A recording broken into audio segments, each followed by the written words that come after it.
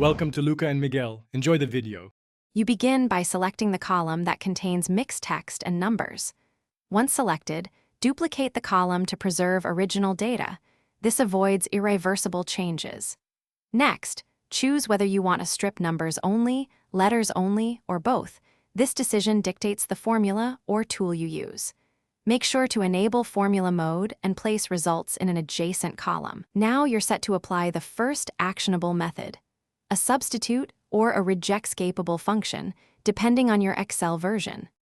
Once done with the setup, decide between formulas, Power Query, or VBA. If you use formulas, employ an array that extracts characters via MID and IF tests, or use text join to reassemble letters only.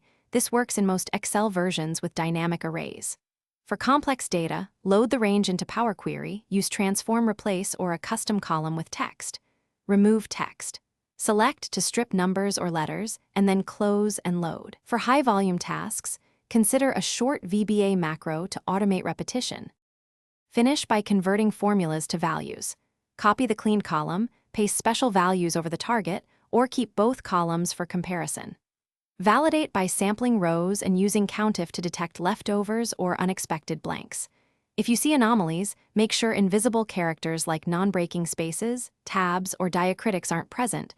Use clean, trim, or substitute char, 160. For persistent issues, rerun Power Query with explicit text. Trim and a Unicode normalize step to resolve encoding mismatches. Thanks for watching and please subscribe. It's the best investment you'll ever make.